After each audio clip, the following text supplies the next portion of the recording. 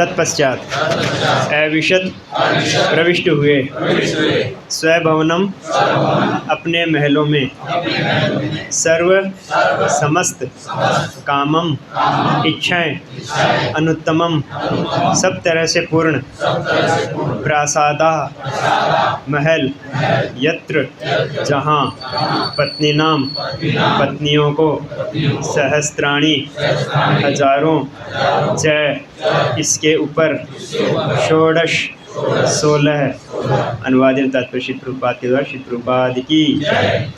तत्पश्चात श्री भगवान अपने महलों में प्रविष्ट हुए जो सभी प्रकार से परिपूर्ण थे।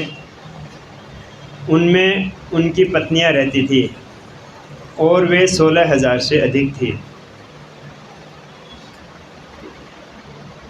ओम ज्ञानतिमिरान्धस्य ज्ञानाञ्जनशलाकया चक्षुरुन्मीलितं येन तस्मै श्रीगुरुवे नमः। श्रीचैतन्यमनोभीष्टं स्थापितं येन भूतले स्वयं रूपकदा मह्यं ददाति स्वपदान्तिकं। वन्देऽहं श्रीगुरो श्रीयुतपदकमलं श्रीगुरोन्मेषमांस श्रीरूपं साग्रजातं सहगणरघुनाथान्वितं तं सजीवं साद्वैतं सावधूतं परिजन सहितं कृष्ण चैतन्य देवं श्री राधा कृष्ण पादान सहगण ललिता श्री विशाखान्वितां से। हरे कृष्णा कृष्णा कृष्णा हरे हरे हरे राम राम राम हरे। तो सभी भक्तों का बहुत बहुत स्वागत है प्रातःकालीन भागवत क्लास में। तो हम ये प्रसंग जो चल रहा है अब देख रहे हैं हम कि भगवान द्वारका में प्रवेश किए हैं। तो भगवान द्वारका में शंख बजाते हैं, द्वारका के पास आते हैं और सभी लोग भाग के भगवान से मिलने के लिए आते हैं और भगवान से अभिवादन करते हैं यथा अवस्था के अनुसार, यथा उनकी उम्र संबंधों के अनुसार। फिर भगवान को उपहार देते हैं और भगवान फिर नगर में प्रवेश करते हैं। और प्रवेश करने के बाद उनके दोनों तरफ सेवक रहते हैं, उद्धव और सात्विकी। तो वो चंवर ढुला रहे हैं भगवान को, राजमार्ग से भगवान चल रहे हैं और बड़ा ही सुंदर दृश्य है वो, हम जो फ़ोटो देखते हैं। तो एक छतरी लिए हुए हैं और दोनों तरफ से चांवर ढुला रहे हैं। तो उसकी उपमा प्रभु जी ने बताया था कि कैसे किया कि चंद्र और सूर्य जैसे एक साथ उदय हो गए हों। भगवान के जो शरीर है, भगवान का जो स्वरूप है, उसको घनश्याम बादल, भगवान का एक नाम है घनश्याम। भगवान का जो अंग कांति है वो घनश्याम, घने हुए बादलों की जैसे उनकी अंग कांति है। तो भगवान का एक नाम है घनश्याम। तो उनका ये ओरिजिनल अंग कांति है।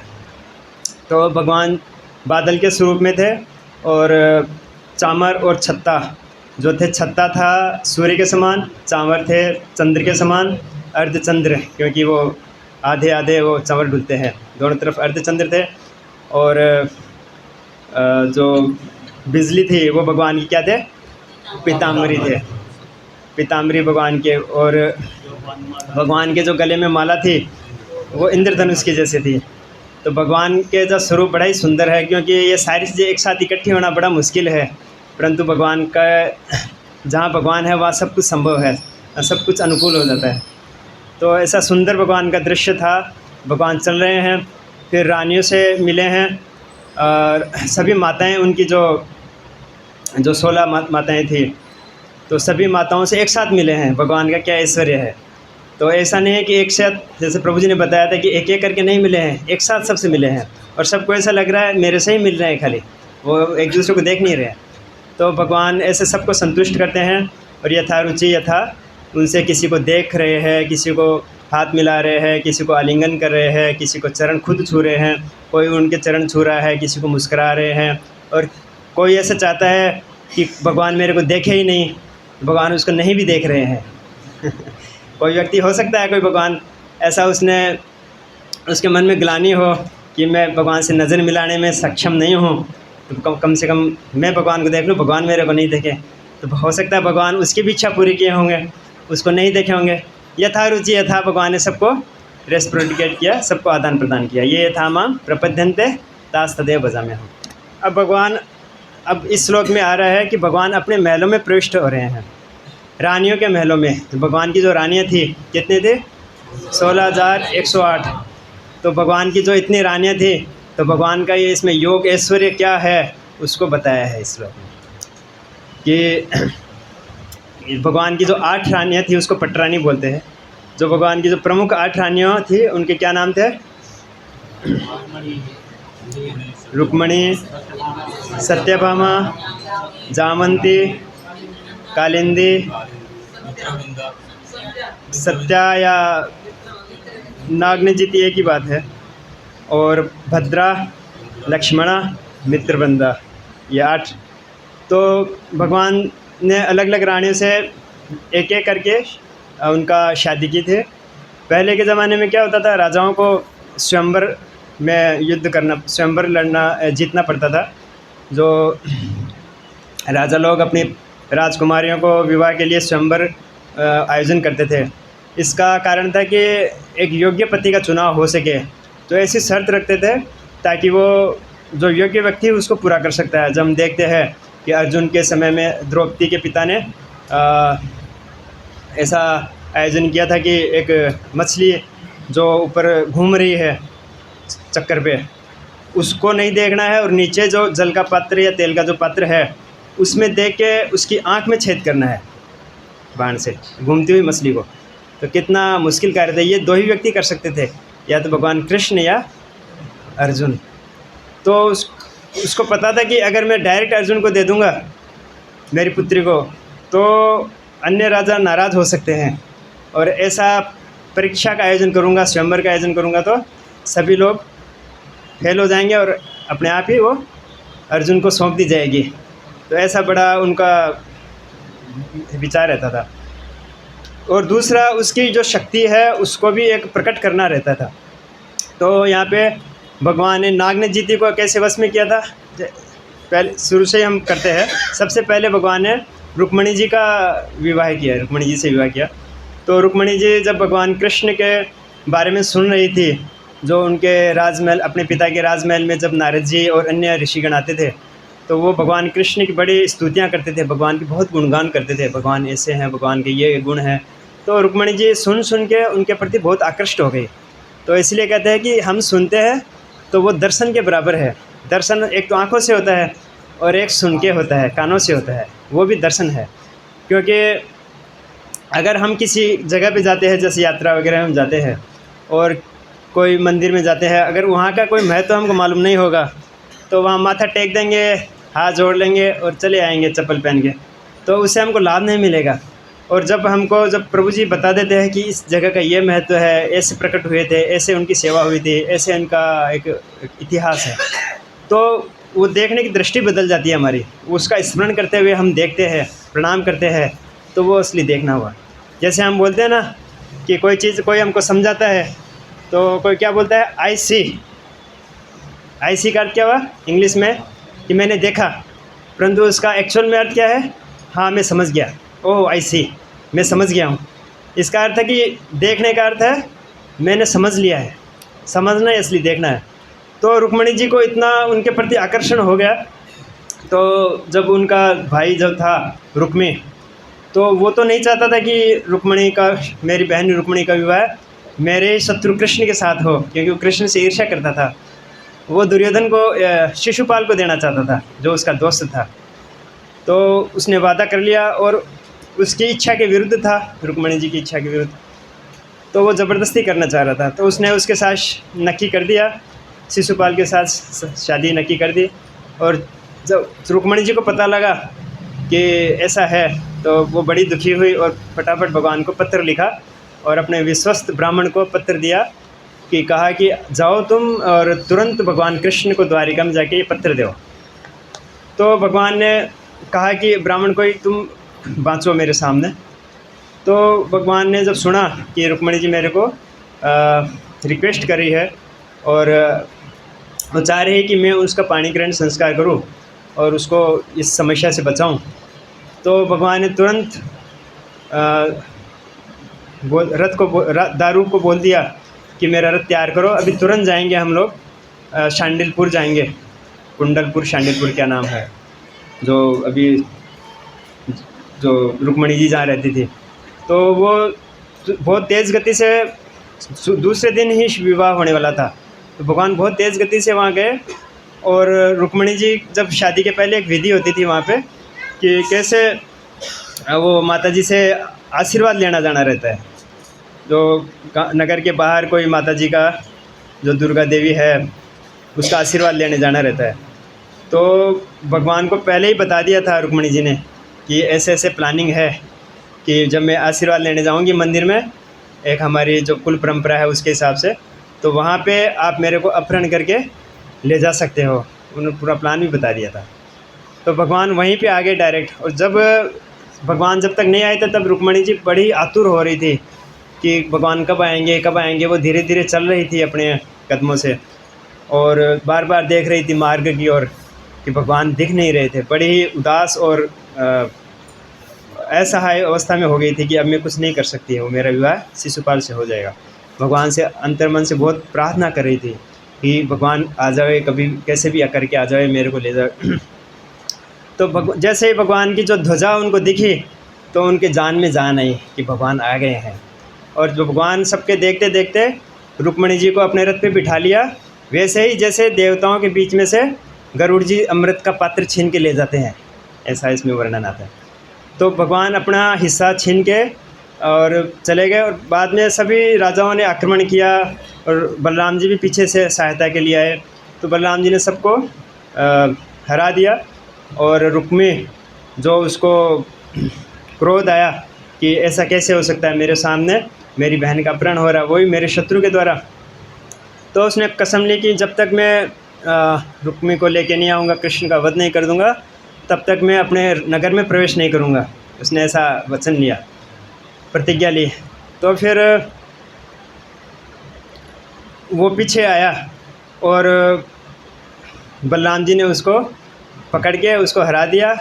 और फिर उसको रुक्मिणी जी भी बड़ी डर गई, इसको मार नहीं देवे, क्योंकि आखिर भाई तो भाई था।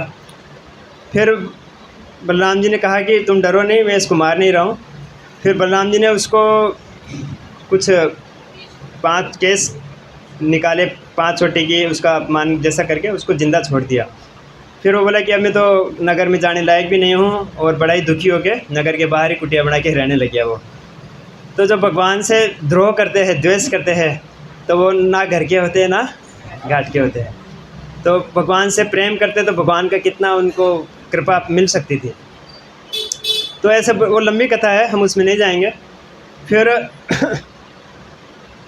भगवान अपने नगर में आए, बहुत स्वागत हुआ। फिर दूसरी पत्नी से भगवान विवाह करते हैं। कैसे करते हैं? दूसरी एक उसके लिए कथा आती है, हम उसको थोड़ा सा स्मरण करेंगे कि एक 10वें स्कंद में राजा सत्राजित की कथा आती है, स्यमंतक मणि की कथा आती है कि राजा सत्राजित भगवान द्वारिका में भगवान कृष्ण के को द्वारकाधीश बोलते थे।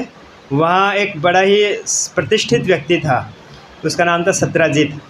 तो सत्राजित वो सूर्यदेव का भक्त था और उन्होंने सूर्यदेव की आराधना करके सूर्यदेव से एक मणि प्राप्त की। वो मणि की क्या विशेषता थी कि वो बहुत तो चमकती थी, जहाँ अंधेरा था वहाँ भी वो उजाला कर देती थी। और वो रोज़ कितने पौंड सोना उत्पन्न करती थी, ऐसा 40 औंस ऐसा कुछ था, ऐसा जो भी था, अच्छी मात्रा में एक सोना उत्पन्न करती थी। तो जब वो भगवान से मिलने आ रहा था तो नगर के सभी लोग बोले कि सूर्य आ गया है, क्योंकि वो मणि इतना प्रकाशित करती थी। सूर्य भगवान से मिलने के लिए आए हैं। तो सभी लोगों ने कहा कि सूर्य भगवान हे कृष्ण भगवान, आपसे मिलने के लिए सूर्यदेव आ रहे हैं। तो भगवान ने कहा नहीं, सूर्यदेव नहीं है, वो सत्राजित है, उसके गले में मणि है, तो वो मिलने आ रहा है। भगवान तो सब जानते हैं। तो वो मिल के गया। तो भगवान ने उसको कहा कि ये मणि आप राज दरबार में जमा करवा दो, ये राजा की शोभा है, इतनी कीमती चीज़ तुम रखोगे तो कहीं रिस्क हो सकती है। जैसे हम लोग कभी यात्रा में जाते हैं तो शुद्ध सोने के गहने हम माताएं लोग नहीं पहनती आजकल, तो वो छुपा के रखते हैं क्योंकि चोरी की बहुत संभावना है। क्योंकि सोना कितना महंगा हो गया सबको पता है, 10 ग्राम का कितना है, 70-80 हज़ार रुपये हो गया। तो 1 किलो लेने जाएंगे तो 70 लाख का हो गया। तो पहले के ज़माने में 1 किलो सोना तो ऐसे ही पहनती थी माताएं लोग। तो उसकी इच्छा नहीं थी, तो उसने मना कर दिया, तो भगवान ने भी ज़्यादा ज़बरदस्ती नहीं की। फिर एक बार क्या हुआ, इस दौरान एक घटना घटी कि सत्यजीत का भाई शिकार खेलने के लिए गया था। उसका नाम क्या था, प्रसेन था शायद। तो वो शिकार खेलने के लिए गया था जंगल में। तो वो अपने भाई की जो मणि थी, स्यमंतक मणि, उसको लेके गया कि मैं लेके जाता हूँ आज। तो उसने छोटे भाई सत्यजीत ने अपने छोटे भाई को दे दी वो। और जब शिकार करते समय जंगल में एक शेर ने उसका वध कर दिया, प्रसेन का, और शेर ने उसको खा लिया और स्यमंतक मणि वहीं पड़ी रही।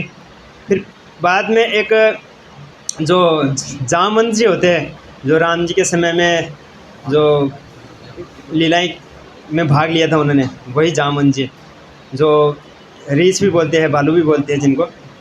तो वो बड़े ही शक्तिशाली थे और वो मणि एक सुंदर एक खिलौना समझ के वो लेके गए कि चलो बच्चे खेलेंगे इसे। वो लेके अपने गुफा में ले गए, जहाँ गुफा में रहते थे। और जब कई दिनों तक प्रसेन नहीं आया घर पे, तो सत्यजीत ने उसकी खोज करवाई। तो जंगल में उसके अवशेष मिले, तो मालूम पड़ा कि शेर हो सकता है, उसको एक डाउट हुआ कि हो सकता है भगवान ने उसको मरवा दिया है और मणि चुरा ली है, भगवान ने ऐसा करवाया है, क्योंकि भगवान ने ऐसा मांगा था मेरे से पहले, तो मैंने नहीं दिया था, तो भगवान ने ऐसे ज़बरदस्ती करके मेरे भाई को मरवा दिया। ऐसे उसने मन में डाउट आया भगवान के प्रति। तो भगवान को ऐसे सामान्य जनता में ऐसी अफवाह फैला दी उसने, तो भगवान के प्रति एक कलंक लगा दिया उसने। तो भगवान ने देखा कि ये तो अच्छा खासा कलंक लग गया है, तो इसका निस्तारण भी मेरे को ही करना पड़ेगा। तो भगवान ने तुरंत रथ निकाला और जंगल में गए, और जंगल में जाके उसके पद चिन्हों पे देखा प्रसेन जहाँ मरा हुआ था, और फिर उसके जो पद चिन्ह थे जानवर के, रीछ के, तो उसको देख के वो गुफा तक गए। फिर गुफा में प्रवेश किया। फिर गुफा में जो बच्चे खेल रहे थे मणि से, तो भगवान समझ के यही मणि है। तो जैसे ही वो देखा उनको, तो बच्चे तो डर के भाग गए और वो मणि को भगवान ने ले लिया। तो वो जब चिल्लाए बच्चे, तो वो जामन निकल के आए और उन्होंने कहा कि तुम कौन हो। उन भगवान को पहचाना नहीं जामन जी ने। जब रामायण में राम जी के समय पे वो भगवान के सेवक थे, तो उनको पहचाना नहीं और उनसे युद्ध करने लग गया, स्यमंतक मणि कैसे चुरा रहे हो तुम। तो भगवान ने कितने महीनों तक, कितने समय तक, लंबे समय तक भगवान से युद्ध किया और थक गए। ना तो भगवान हार रहे हैं, भगवान का तो हारने का प्रश्न ही नहीं है, और ना रीछ हार रहे हैं, वो जामन जी हार रहे हैं। तो बड़ा संघर्ष चल रहा था, बड़ा युद्ध चल रहा था, मल्ल युद्ध जैसा चल रहा था।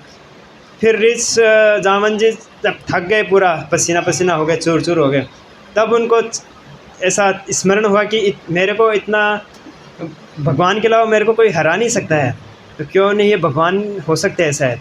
तो उन्होंने पूछा आप कौन हो, मेरे को बताइए। तो उन्होंने बताया, तो उन्होंने क्षमा मांगी और उनके चरणों में प्रणाम किया, और अफसोस प्रकट करने के लिए उन्होंने अपनी पुत्री के साथ में, स्यमंतक मणि के साथ में, अपनी पुत्री को भी भगवान को सौंप दिया कि यह मेरी तरफ से आप भेंट स्वीकार कीजिए। तो उनकी बेटी का नाम था जामवंती। तो जामन जी की बेटी का नाम जामन जी। तो भगवान को उपहार में स्यमंतक मणि मिली भी और जामन जी भी मिली। तो भगवान की एक दूसरी पत्नी जामवंती हो गई। तो उनको लेके आए, फिर नगर में उनका स्वागत हुआ। फिर सत्यजीत को बुला के वो स्यमंतक मणि भगवान ने दे दी कि लो तुम्हारी मणि। अब तो उसको बहुत अफसोस हुआ सत्यजीत को कि मैंने बहुत बड़ा अपराध कर दिया भगवान के प्रति। निर्दोष थे भगवान, उनको प्रति मैंने दोषारोपण किया है। तो उसको अफसोस मिटाने के लिए उन्होंने अपनी पुत्री जो सत्यभामा जो थी, तो उनको भगवान के हाथ में उसको सौंप दिया कि आप कृपया इसको ग्रहण कीजिए। तो भगवान ने एक ही घटना से दो रानियों से विवाह हो गया भगवान का, स्यमंतक मणि से। तो भगवान ने बोला कि ठीक है, मैं जो ये जो क्या है, रानियाँ जो थी, जो ये सब भगवान की सब शाश्वत पत्नियां हैं, लक्ष्मियां हैं सब। ये तो एक घटना है भगवान को। तो भगवान ने उसको ग्रहण किया। तो फिर बोले कि ये मणि तो तुम ही रखो, ये क्योंकि उसको इच्छा नहीं थी, एक्चुअल हृदय से इच्छा नहीं थी। भगवान तो अंतर्यामी परमात्मा है कि वो कोई बिना मन से देता है तो भी उसको समझ जाते हैं कि ये इच्छा से नहीं दे रहा है, तो वो अफसोस करके दे रहा था। तो भगवान ने कहा कि नहीं नहीं, ये मणि का मेरे कुछ काम नहीं है, तो इसके कारण पहले ही बहुत समस्या हो गई है, इसको तुम ही रखो बोले। तो उसने रख लिया फिर सत्यजीत ने। फिर और कहानियाँ हैं कि उसके कारण उसको बहुत कष्ट झेलने पड़े। उसका सत्यजीत का भी वध हो गया मणि के कारण। तो उसके दुश्मन हो गए जो कृतवर्मा थे, अक्रूर जी थे, और उसके मित्र धनवा, शतधनवा। तो उन्होंने प्लान किया कि अभी भगवान तो राज्य में है नहीं, तुम उसको वध करके, और क्योंकि शतधनवा की इच्छा थी कि जो सत्यजीत की जो पुत्री थी सत्यभामा, उसके साथ शादी करने की इच्छा थी। तो बोले कि तेरे को वचन दिया था सत्यजीत ने और उसे शादी नहीं करवाई तेरी, तो उसको उकसा दिया ऐसे सतधनवा को। तो ऐसा सतधनवा, कृतवर्मा और उनकी जो मंडली थी उन्होंने फिर उसका वध कर दिया। फिर वो कहानी है, फिर भगवान आए, फिर एक लंबी स्टोरी है। तो ऐसा फिर भगवान के पास कितनी रानियाँ हो गई? 3 रानियाँ हो गई। फिर भगवान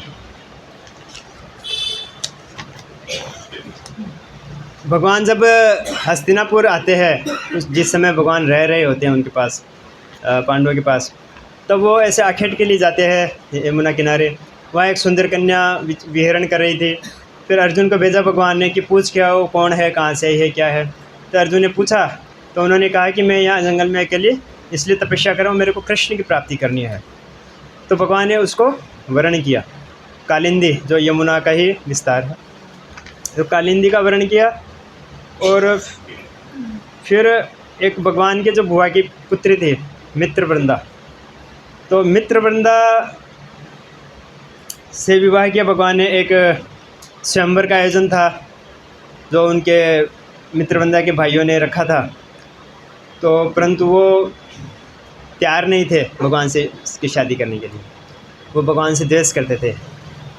अभी भगवान के बुआ के भगवान की जो संबंधी है, तो सभी तो भगवान को प्रेम नहीं करते हैं, कोई द्वेष करते हैं, कोई प्रेम करते हैं। अर्जुन थे, पांडव थे, वो भगवान से प्रेम करते थे, परंतु ये भगवान से द्वेष करते थे। और भगवान ने स्वयंवर में उनको हराया, सब राजाओं को, और वहाँ से उनको बलपूर्वक हरण करके अपने रथ में बिठा के उनको अपने राज्य में लेके आए, मित्रवृंदा को। ऐसा ही नागने जीती, जो उसके पिता चाहते थे भगवान कृष्ण से शादी करना, जो केकई देश का राजा था, शायद कहाँ का था, कौशल्य केकई देश का। तो उसने शर्त रखी थी कि 7 बैल को जो नाथ लेगा, इतना शक्तिशाली होगा, जो शक्तिशाली 7 बैल थे, उसको जो एक साथ उनको कंट्रोल कर लेगा, तो उसके साथ में शादी करूँगा। वो जानते थे भगवान कृष्ण के अलावा कौन करेगा, भगवान से ही शादी करनी थी। तो भगवान ने उसका इच्छा पूरी की और 7 बैलों को वश में किया, और बलपूर्वक सभी राजाओं को हराते हुए नग्नजीत की कन्या नागनजीती, जिसका नाम सत्या भी था, उनसे शादी की। फिर एक आते हैं भद्रा। तो ऐसे ही एक भद्रा की आती है कि भद्रा से शादी की, और एक लक्ष्मणा है। तो लक्ष्मणा भी, जो भद्रा भी भगवान के बुआ की बेटी थे, और लक्ष्मणा 8वीं भगवान की पटरानी हो गई। ऐसे भगवान ने एक एक करके सबको से शादी की। और फिर बाद में क्या हुआ कि जब एक बार नरकासुर था, जिसको भौमासुर भी बोलते हैं, तो वो पृथ्वी का पुत्र था एक तरह से। उसने सभी राजाओं की कन्याओं को हरण किया था और राजाओं को बंदी बनाया था, और उसका उद्देश्य था कि 16,000 कुछ ऐसा इसका टारगेट था। तो वो ऐसा इकट्ठा करके मैं एक साथ उनसे शादी करूँगा, उनको जेल में इकट्ठा करके रख रहा था।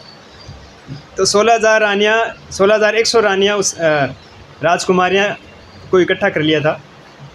तो भगवान ने उसका वध किया नरकासुर का, और सभी राजकुमारियाँ चाहती थी कि हम भगवान को वरण करें, भगवान से हमसे शादी करें। तो भगवान ने उनको स्वीकार किया। तो ऐसे करके भगवान ने 16,108 रानियाँ भगवान की हैं। अब देखने की बात यह है कि कलयुग में तो एक से ज़्यादा शादी नहीं कर सकते हैं, ऐसा कानूनी रूप से भी अनुमति नहीं है। फिर प्रभुपाद जी बोलते हैं पहले के युग में ऐसा संभव था क्योंकि वो पालन कर सकते थे।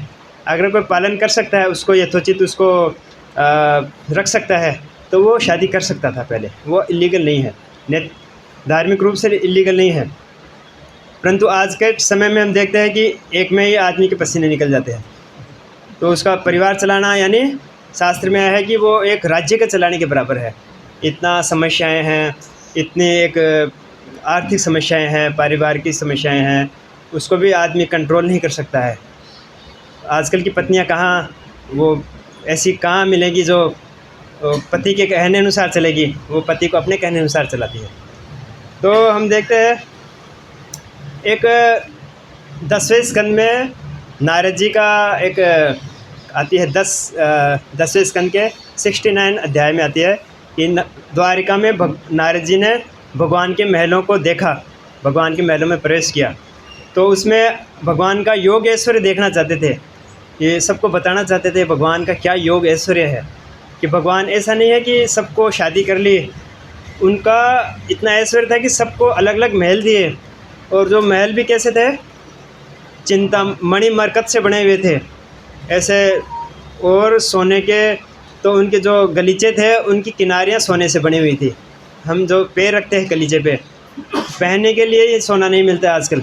तो उस समय द्वारिका के ऐश्वर्य ऐसा था कि गलीचे सोने के बने हुए थे, वहाँ जलाशय थे, वहाँ जो हंस थे वो कलरव कर रहे थे, वायु सुगंधित बह रही थी, कमल खिल रहे थे, और सभी रानियों को अलग अलग महल थे, और भगवान सबको संतुष्ट कर रहे थे।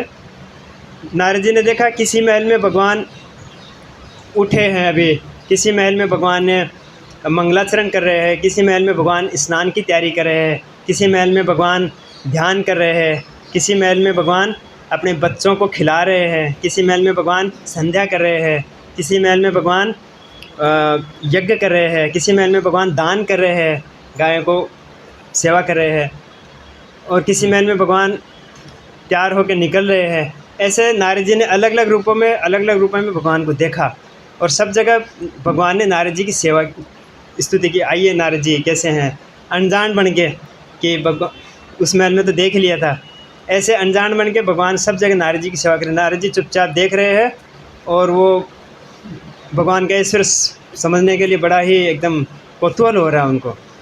तो ये हम देखते हैं 10.69 में। तो भगवान का जो योग ऐश्वर्य है वो भगवान योगेश्वर हैं, यत्र योगेश्वर है कृष्ण, हम सुनते हैं ना। तो भगवान तात्पर्य में प्रभुपाद जी बताते हैं कि भगवान 16,108 रानियाँ ही नहीं, भगवान 16 करोड़ 16 अरब रानियों से भी विवाह कर लेंगे तो भगवान के लिए असंभव नहीं है। भगवान कुछ भी कर सकते हैं, क्योंकि सभी जीव उनके अंश हैं, हम भी उनके अंश हैं। सभी जीव, ये तो स्त्री पुरुष, ये तो इस जगत में हमारी इच्छा अनुसार हमको ये शरीर दिया हुआ है, एक्चुअल में तो सभी भगवान के अंश हैं, आत्मा है। भगवान ने जब रासलीला में देखा था, हमने हजारों करोड़ों, जब उनकी जो रासलीला में गोपियाँ थी वृंदावन में शरद पूर्णिमा पे, तो भगवान ने विस्तार किया था इतना, और सबको ऐसा लग रहा था कि कृष्ण मेरे साथ ही हैं और मेरे को ही प्रसन्न कर रहे हैं। तो ऐसा सभी को भगवान प्रसन्न कर सकते हैं। और हम देखते हैं ब्रह्मा जी की ब्रह्म विमोचन लीला में 10.14 अध्याय में आता है कि जब ब्रह्मा जी ने देखा कि ये कृष्ण तो छोटा बालक है, उनकी परीक्षा लेनी चाहिए, क्या ये वास्तव में विष्णु है, भगवान है, कृष्ण है। तो उन्होंने जब बछड़ों को और ग्वालों को चुरा लिया था, तो भगवान ने अपना विष्णु रूप का विस्तार किया, सभी बछड़े बन गए, सभी ग्वाले बन गए, और सभी उनके जो टिफ़िन बॉक्स बन गए, सभी कुछ बन गए एज इट इज़, कुछ मालूम नहीं पड़े। तो ऐसा ही बन के भगवान ने अपने ऐश्वर्य का प्रकट किया है, और 1 साल तक किसी को मालूम नहीं चलने दिया, और यहाँ तक कि बलराम जी को भी उन्होंने मालूम नहीं चलने दिया। और इसमें एक वो फिर ब्रह्मा जी ने देखा कि ये तो सभी विष्णु मूर्तियाँ हैं, तो उनकी बड़ी लज्जा हुई, और फिर उन्होंने बड़ी भगवान की स्तुतियाँ करते हैं, ब्रह्मा जी क्षमा मांगते हैं। तो हमने ये सब जानते हैं ब्रह्म विमोचन लीला को। और भगवान ने जब बताया कि ऐश्वर्य अपना कहाँ कहाँ विस्तार करते हैं, बहुत ऐसी लीलाएँ आती है। तो भगवान के जो हम जन्म कर्म च मे दिव्यम एवं यो वेति तत्वतः, तो हम भगवान से आकर्षित होते हैं। और आजकल जब हम देखते हैं कि जो दूसरे योगी भी योग करते हैं तो उसका एक संक्षिप्त मात्रा में वो उसकी शक्ति प्राप्त कर सकते हैं, भगवान की जैसे नहीं कर सकते हैं, क्योंकि भगवान के पास 64 कलाएँ हैं। कितनी कलाएँ हैं? 64 कलाएँ। 100% भगवान योगेश्वर है। और जो भगवान के जो श्वांस हैं, जो श्वांस का अर्थ हो गया कि भगवान का जो विष्णु विस्तार है, जैसे विष्णु है के अवतार हैं जितने भी हैं, बलराम जी हैं, फिर नारायण, संकर्षण, प्रद्युम्न, अनिरुद्ध, वामन, ये सब भगवान के विस्तार हैं, श्वांस कहलाते हैं। और हम जो जीव है वो क्या कहलाते हैं? विभिन्नांश। विभिन्नांश इसलिए का है कि हम क्षय हो सकता है हमारा, हम पतन हो सकता है, हम स्वतंत्र रूप से हमारी इच्छाओं का दुरुपयोग कर सकते हैं। तो भगवान का जो श्वांस है वो भगवान अनेक रूपों में विस्तार करते हैं। और वो उसकी जो शक्ति होती है वो उसमें 64 कलाएँ नहीं होती है। विष्णु में कितनी कलाएँ होती है? 60 कलाएँ होती है। तो वो भगवान का 94% होता है, 94% तक उसमें शक्ति रहती है। और फिर एक कदम आगे बढ़ते हैं, फिर शिव तत्व आता है। और शिव तत्व में कितनी कलाएँ होती है? 55 कलाएँ होती है। तो वो परसेंटेज वाइज देखते हैं तो 86% होता है। 86% जहाँ तक जीव नहीं पहुँच सकता है। फिर एक कदम आगे चलते हैं, फिर ब्रह्मा जी आते हैं। ब्रह्मा जी में कितनी कलाएँ होती है? 50। तो वो कितना परसेंट हुआ? 78%। कोई भी जीव ब्रह्मा तक प्रोग्रेस कर सकता है, तपस्या करके, भक्ति करके ब्रह्मा तक जा सकता है, परंतु शिव और विष्णु कभी भी नहीं बन सकता है। क्योंकि जब ये मायावादी क्या बोलते हैं कि हम भगवान में लीन हो जाएंगे, और भगवान अभी इस धरा पे आए हैं तो वो एक माया से रूप लेके आए हैं और वो लीला कर रहे हैं, परंतु जब यहाँ से चले जाएंगे तो हम में और भगवान में कोई अंतर नहीं रहेगा। हम बद्ध बन के आए हैं और भगवान बन के आए हैं। एक्चुअल में हम सब एक ही है, ऐसा मायावादी बोलते हैं। तो अवजानन्ति मामूढ़ा मानुष्यम तनुमासितम परम भावम अजानंतो मम भूत महेश्वर। तो भगवान जगह जगह पे बोलते हैं गीता जी में कि वो मूर्ख हैं, मोहितम ना भी जानाति मामभ्यम अनुत्तमम। तो जो भगवान को नहीं समझते हैं, ऐसे मूर्ख व्यक्ति भगवान का उपहास करते हैं और भगवान को अपने जैसा ही समझते हैं। तो भगवान की जो ऐश्वर्य है ये इसीलिए प्रकट कर रहे हैं भगवान कि कम से कम देखो, फिर भी वो मूर्ख लोग देख के भी नहीं समझ रहे हैं, है ना। तो अभी इस जगत में भागवतम में हम देखते हैं अनेक योगी हुए, कर्दम मुनि हुए हैं, शौबरी मुनि हुए हैं, उन्होंने भी अपनी योग शक्ति का प्राकट्य किया। तो कर्दम मुनि ने 9 रूप से विस्तार किया और अनेक रूपों से, अनेक और भी स्टोरी आती है कि कैसे कैसे उन्होंने विस्तार किया और ऐश्वर्य दिखाया। परंतु उसमें क्या होता है कि जब एक योगी अपना विस्तार करता है तो वो जैसा जो कार्य जो कर रहा है वो, अब जैसे लायक सिंह जैसे उबासी ले रहे हैं तो 9 विस्तार भी उबासी लेंगे उस समय, है ना। वो सो रहे हैं तो सभी 9 के 9 सोएंगे अलग अलग जगह पे, परंतु भगवान का जो विस्तार है वो अलग अलग कार्य कर सकता है, एक ही समय पे अलग अलग कार्य कर सकते हैं। तो बताया ना कि भगवान कहीं उठ रहे थे, कहीं मंत्र जाप कर रहे थे, कहीं ध्यान कर रहे थे, कहीं यज्ञ कर रहे थे, कहीं अलग अलग कार्य कर रहे थे। ऐसा भगवान का ऐश्वर्य है।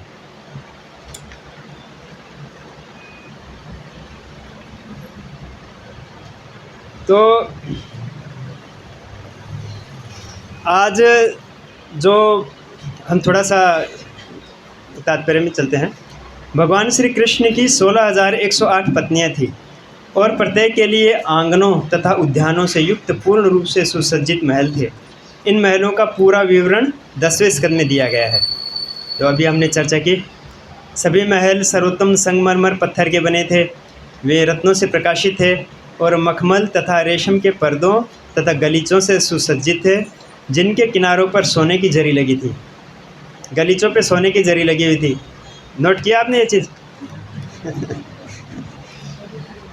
श्री भगवान का अर्थ है जो समस्त बल, समस्त शक्ति, समस्त ऐश्वर्य, समस्त सौंदर्य, समस्त ज्ञान तथा समस्त वैराग्य से परिपूर्ण हो।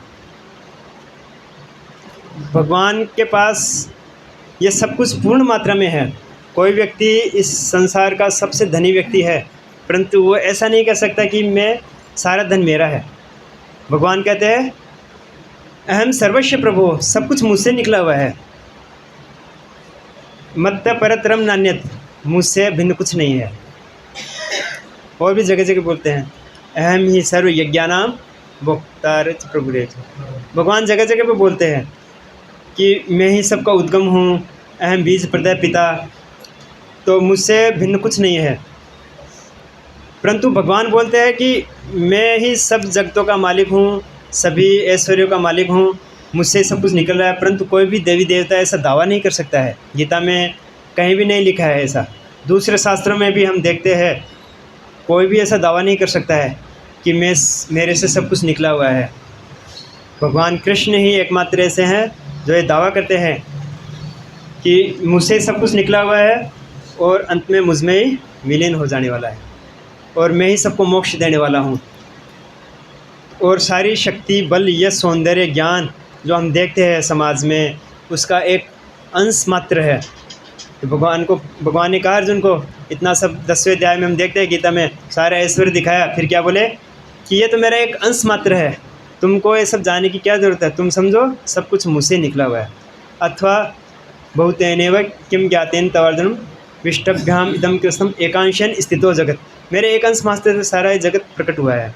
और ये सब जो भी विभूतियाँ तुम देख रहे हो, ज्ञान, यश, सौंदर्य, श्री, विद्या, शक्ति, वाक, बुद्धि, जो भी है, भगवान इतने ऐश्वर्य बताए, सब मुझसे निकले हुए हैं और वो मेरा एक अंश मात्र है।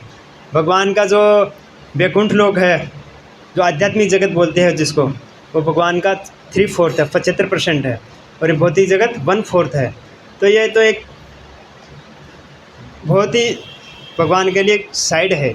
भगवान को इसको बनाने की कुछ आवश्यकता नहीं थी स्वयं के लिए, हमारे लिए बनाया भगवान ने इसको, कि ताकि हम जागें, नींद से जागें और हरे कृष्णा कृष्णा कृष्णा हरे हरे, हरे राम राम राम हरे हरे, इस मंत्र का जप करें और भगवान के धाम, जहाँ त्रिपाद विभूति जिसको बोलते हैं, जो भगवान का सब ऐश्वर्य है, भगवान इसका हम सानिध्य प्राप्त कर सकते हैं, भगवान की सेवा में लग सकते हैं। जो इस भौतिक जगत के जो दुख हैं, जन्म, मृत्यु, जरा, व्याधि, दुख दोषानुदर्शनम, उसको भगवान विद्वान बोलते हैं, जो इस जगत के दुखों को समझता है। हम इस अभी तक समझ नहीं रहे कि ये हमारे दुख हैं। जो व्यक्ति बूढ़ा नहीं हुआ है, क्या जिसके पैर नहीं अभी फटे हुए, जिसके पैर न फटे भी भाई, वो क्या जाने पीर पर आई। तो अभी हम बूढ़े नहीं हुए हैं, अभी हम स्वस्थ हैं, तब तक हमको मालूम नहीं चलेगा दुखों का, परंतु ये सब हमको आने वाला है, इसलिए पहले से तैयारी करनी चाहिए, है कि नहीं। तो ये सब दुख आने वाले हैं। और प्रभु जी ने जब बताया कि जब 6 अवस्थाएँ होती है भौतिक जगत की, किसी भी व्यक्ति की, वस्तु की, कि 6 अवस्था क्या होती है, पहले जन्म लेते हैं, फिर वो वृद्धि करते हैं, फिर कुछ काल तक कुछ उत्पन्न करते हैं, कुछ काल तक स्थिर रहते हैं, फिर उसका क्षय होता है, फिर वो समाप्त हो जाते हैं। तो हम कौन सी अवस्था में आ गए हैं, हम 5वीं अवस्था में आ गए हैं। 4 अवस्था हमारी निकल चुकी है। हमारा जन्म हो चुका है, हमारी वृद्धि हो गई है, 20-25 साल तक वृद्धि होती है। फिर हम कुछ उत्पन्न करते हैं, हमारी शादी हो गई, बच्चे हो गए, फिर हम कुछ समय तक रहते हैं, 30-40 साल तक, फिर हम क्षय होते हैं। अभी हमारा 6 अवस्था चल रहा है ज़्यादातर लोगों का, ज़्यादातर लोग तो 30-40 के ऊपर ही हैं। तो अभी वो हमारी 5वीं अवस्था चल रही है, अभी खाली 1 अवस्था आनी बाकी है। तो हमको एकदम तैयार हो जाना चाहिए और इसको गंभीरता से लेना चाहिए। जैसा प्रभु जी ने कह रहे हैं बार बार, एकदम गंभीरता से जप करते समय, और ऐसा लगे कि आज मेरा जप बराबर नहीं हुआ तो फिर दोबारा जाके हमको शाम को घर जाके वापस इसको पूरा उसका लाभ लेना चाहिए, वापस से करना चाहिए। तो ऐसा हम गंभीरता से जप करेंगे, भक्ति के नियमों का पालन करेंगे, 4 नियमों का पालन करेंगे, 16 माला कोई कठिन नहीं है। ऐसा कहते हैं कि भक्ति करना सबसे संसार का सबसे सरल कार्य है। परंतु हमारा जीवन जो कृत्रिम आवश्यकता है ऐसी बना ली हमने, शहरी आवश्यकताएं, शहरों में ऐसे मनोरंजन के साधन ऐसे पहले हम कमाएंगे फिर उसको खर्च करेंगे, फिर हाथ में कुछ आता नहीं है। और जो गांव के जो लोग थे खेती करते हैं और वहीं से उनका कोई खर्चा नहीं होता है और वहीं पे वो आराम से अपना जीवन यापन करते हैं, परंतु हमको तो वो सब अभी पसंद नहीं आ रहा है। इसलिए भक्ति के लिए वो प्रतिकूल होता है शहरी जीवन। इसलिए हो सके तो हमको थोड़ा थोड़ा अभ्यास करना चाहिए, क्योंकि मनुष्य जीवन का एकमात्र उद्देश्य भगवान की भक्ति करना है। इसके अलावा भगवान ने, और दूसरा, जब हम शरीर छोड़ देंगे तो भगवान ऐसा नहीं कहेंगे कि तू क्या करके आया है, बहुत पैसे कमा के आया है, बहुत नाम करके आया है, कि बहुत तुमने समाज की सेवा करके आया है। नहीं, भगवान ऐसे कहा था किस लिए भेजा था तेरे को, तुम भक्ति करने के लिए भेजा था, तो वो किया नहीं, पर मैंने इतने लोगों की सेवा की नहीं, तो तुमको वापस एक जन्म देना पड़ेगा, वापस जन्म देना पड़ेगा।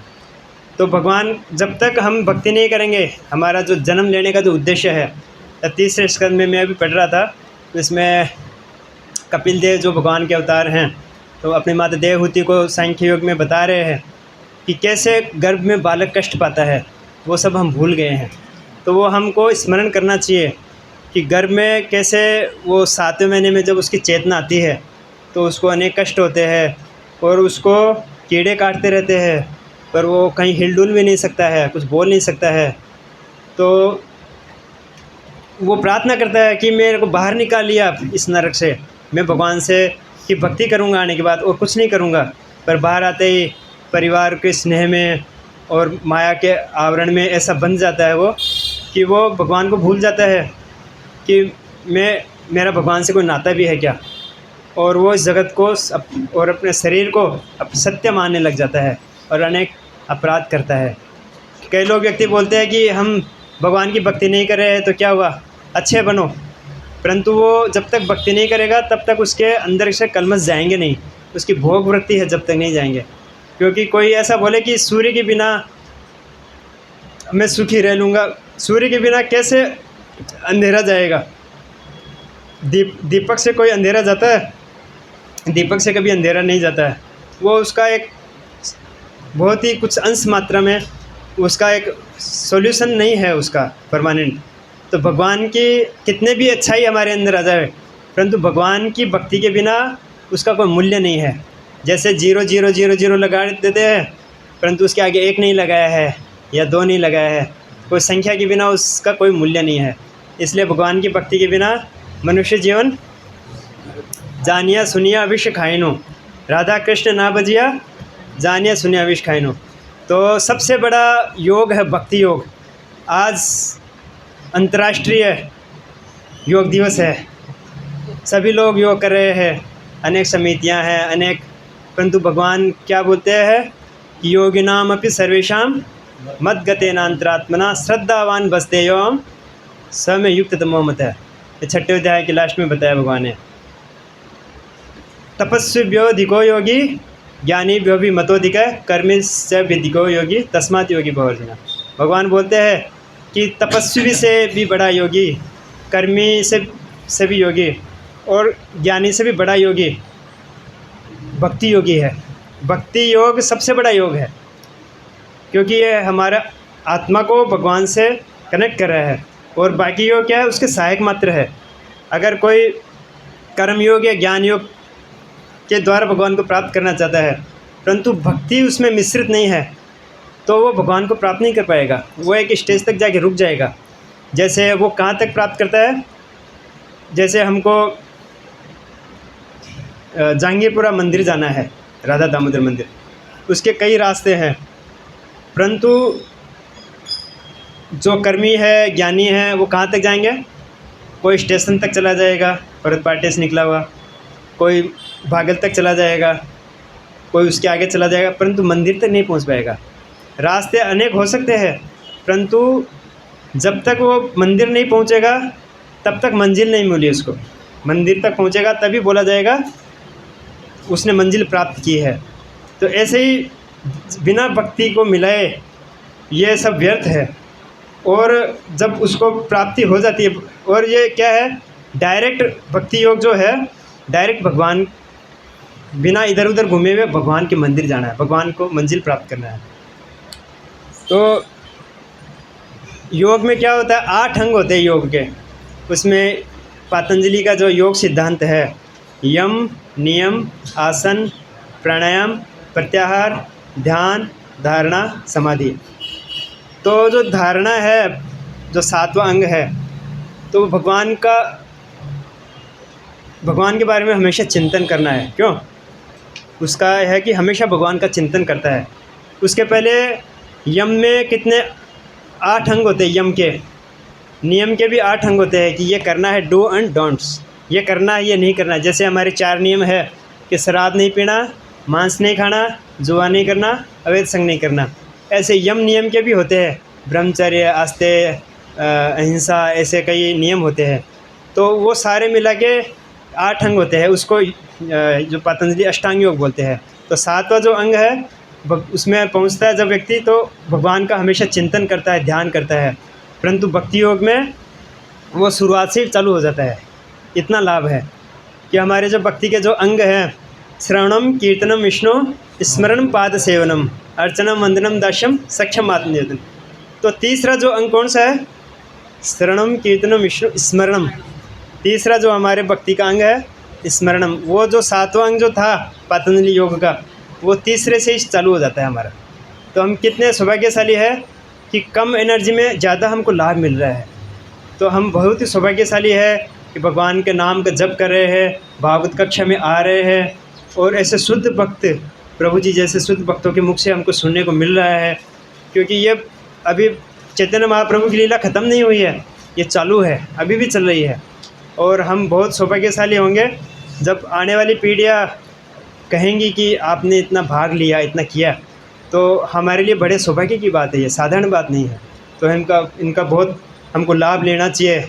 ये तो बरसात आ रही है, परंतु जो हम बरसात का पात्र हम छत पे रख देंगे, उतना पानी भर जाएगा। कोई कटोरी रखेगा तो उतना ही पानी आएगा, कोई बड़ा पतीला रख देगा तो उसमें ज़्यादा पानी आएगा। ऐसे भगवान की कृपा बरस रही है, परंतु हम उसको कितना ग्रहण कर पाते हैं, हमारी पात्रता कितनी है, उस मात्रा में हमको मिलेगा।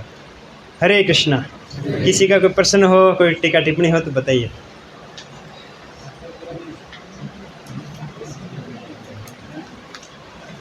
तो आज हमने 31वां नहीं लिया है, 30वां ले लिया है।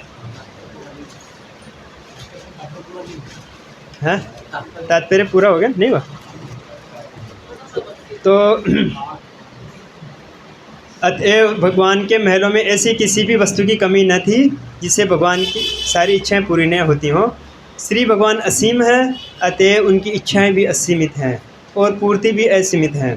प्रत्येक वस्तु असीम होने के कारण यहाँ पर संक्षेप में सर्व कामम अर्थात सभी वांछनीय वस्तुओं से पूर्ण कहा गया है कि भगवान के जो महल है वहाँ पे ऐसी व्यवस्था है कि कुछ भी इच्छा मात्र से सब इच्छाएँ पूरी होती है, किसी प्रकार की कमी नहीं है। जो आजकल का जो आधुनिक युग है, जिसमें जो अच्छी अच्छी सुविधाएं कर रहे हैं लोग, तो उससे भी ज़्यादा बढ़ के भगवान के महल में सुविधाएं थी कि कुछ कमी नहीं है, इच्छा मात्र से पूरी होती है।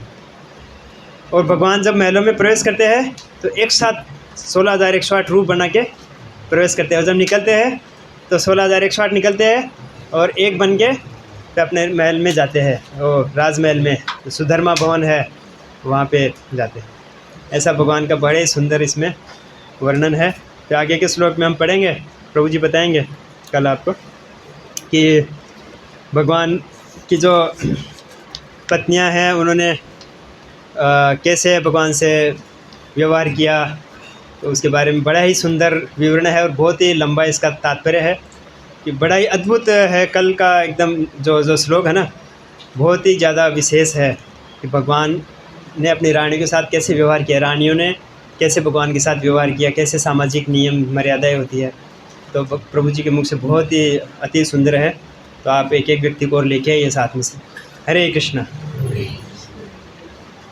हरे कृष्णा कृष्णा कृष्णा हरे हरे हरे राम राम राम हरे हरे। वाञ्छाकल्पतरुभ्यश्च कृपा सिन्धुभ्यः च पतितानां पावनेभ्यो वैष्णवेभ्यो नमो नमः। ग्रंथराज श्रीमद्भागवतम की जय, श्री प्रभुपाद की जय।